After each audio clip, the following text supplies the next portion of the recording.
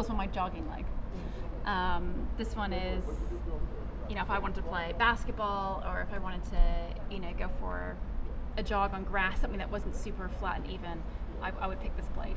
But I have a very specialized blade for long jump that you can literally run in a straight line and jump off of on a very flat surface, and that's about it.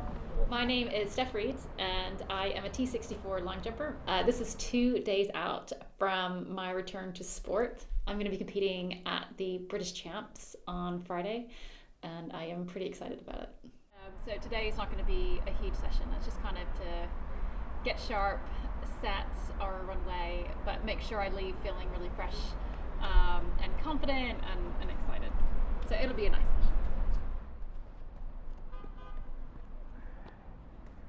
We're approaching the British Champs as a one-off. We've prepared for it in a way that we never have. I mean, long jump is pretty tough to train for when you don't have a pit.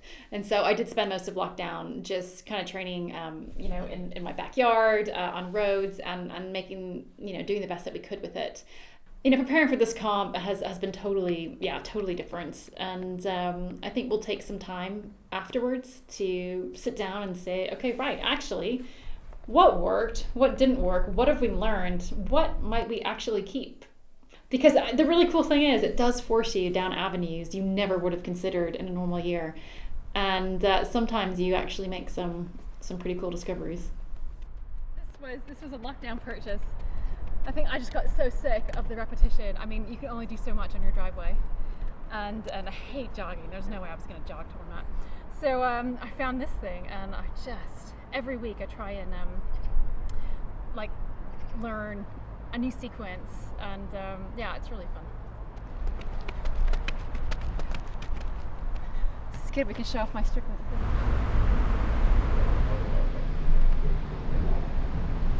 I'm done out there now. I mean, this has been the weirdest year for me ever. And that goes back to the previous year. I was having a great season and then had a really weird injury, freak accident in August.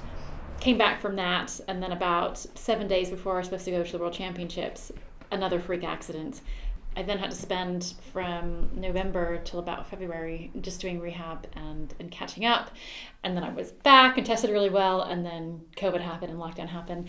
And so it has just been the most bizarre set of events. And, you're training in lockdown, it's not optimal. You have no idea if you're going to have a season or not, but you just have to keep on going because even if you don't know what's going to happen, the best thing you can do is prepare yourself for every scenario possible.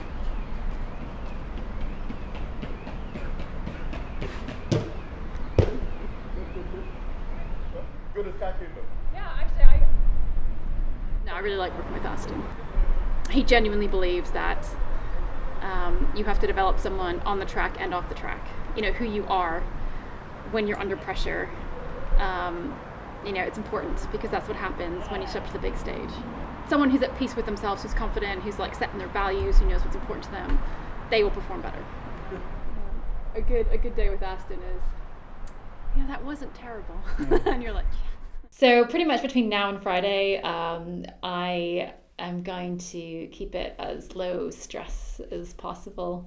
I won't do a workout tomorrow. And just try and rest up and rest up and just arrive in a really great frame of mind, ready to jump.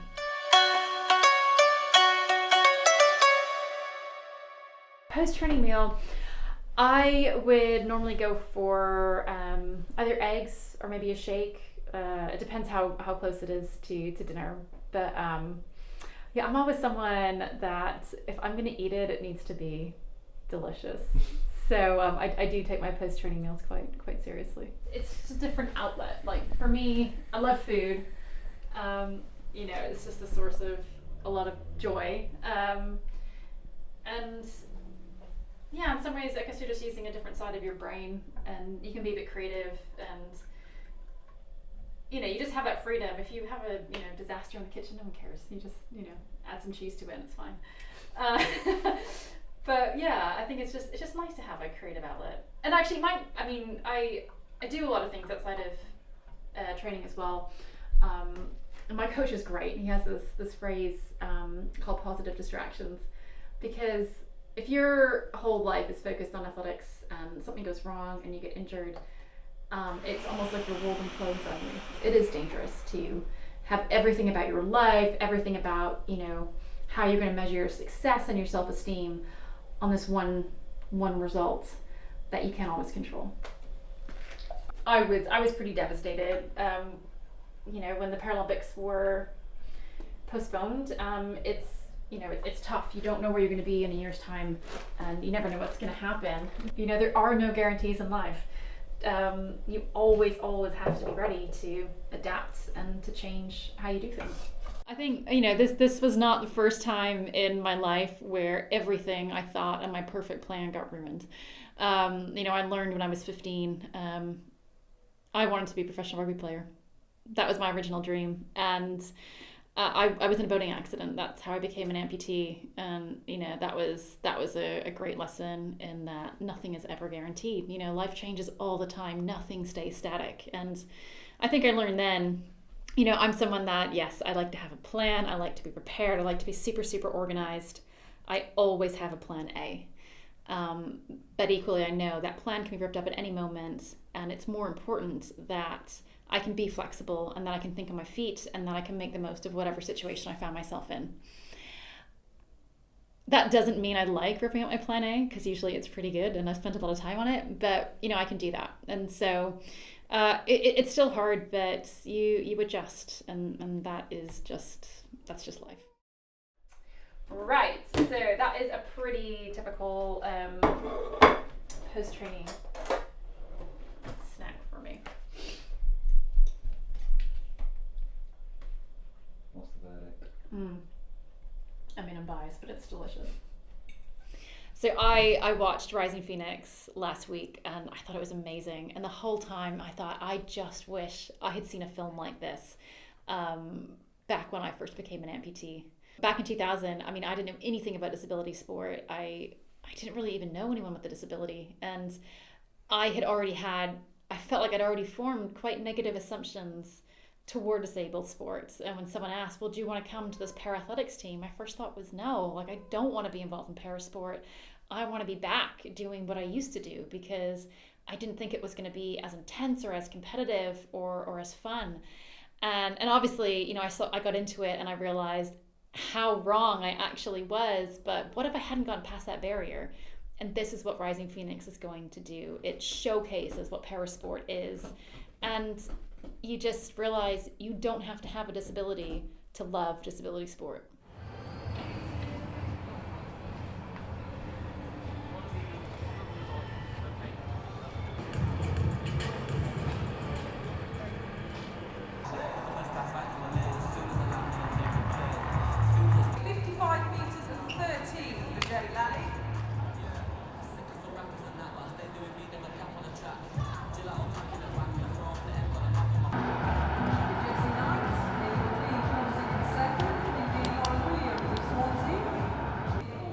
Just finished competing.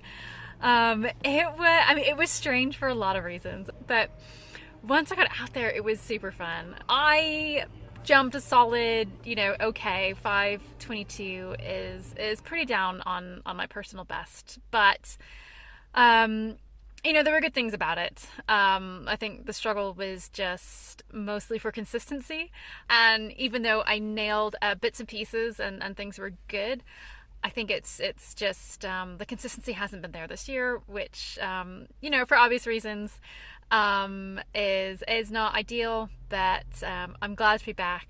I'm glad that I can still jump, and I am excited for a quick break now. We'll see if coach gives me 2 to 3 weeks off, maybe 6, probably not though. And I'm excited to build up for next year.